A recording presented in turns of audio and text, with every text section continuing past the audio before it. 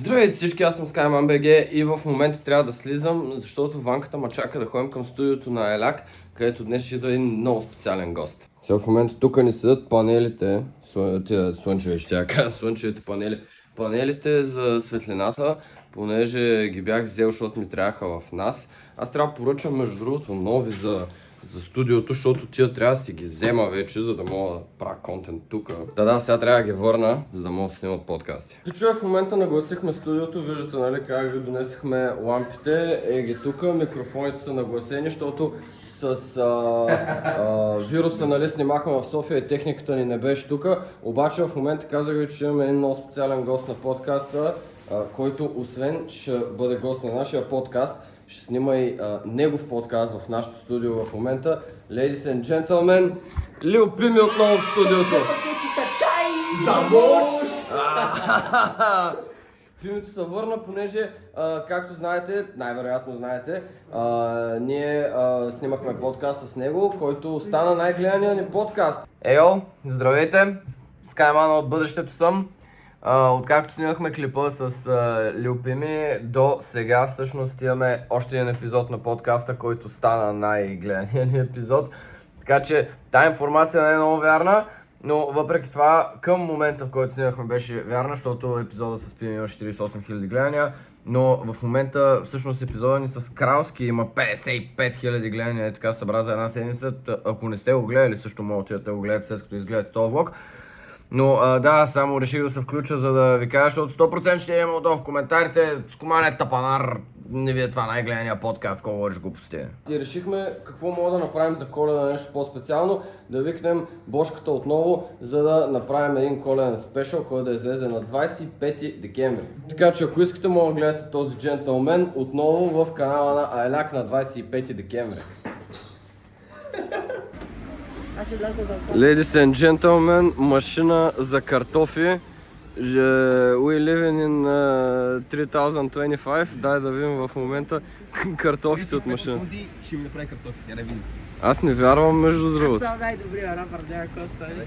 Oh yeah, baby, let's go. Вазна! А те ще. Да видим.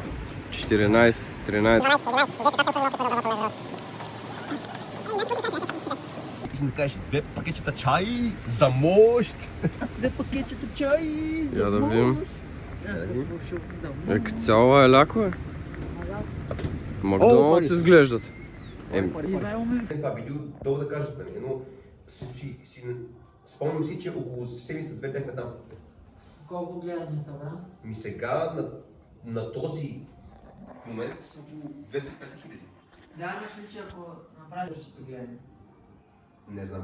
Но интересното, нали, беше, че като за първа песен събра доста гледания. Даже бяхме в тренинга влезнали. Добре, като Кое? начало.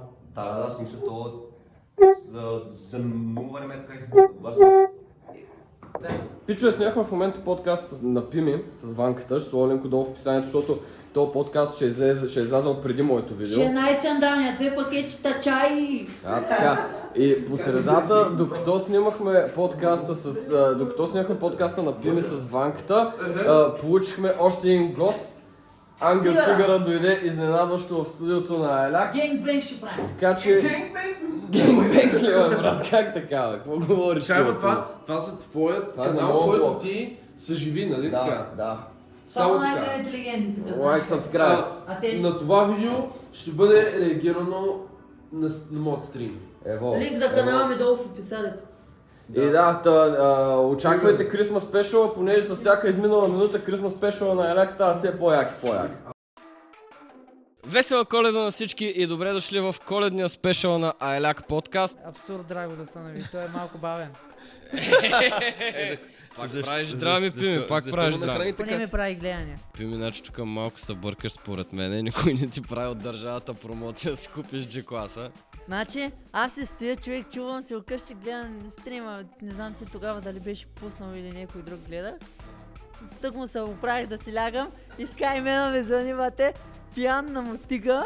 Той вика, гъзи се, ближиш и те бем после на подкаст. Нека такива думи говоря. Даже на едни им давах пари, защото ме принуждаваха и аз нямаше какво да направя. Даваш ли им пари? Какво значи, те дадах им пари, защото ме принуждаваха, пими теб сте ограбили. Така му се казва на това. Аз им дадах пари, защото ме принуждаваха. Вика, дай малко, аз ще ги върна и аз давах. Първи мисъл. Ама виж сега, един път отидах поне- и преподавателите ме харесаха как се държа. поне ходи. И ме викат да. и карам лекции така. И курсистските ме викат също. Има една хубава милвка на 50 години в Русан. Кефа се само на единствено на Супернатурале! Айде!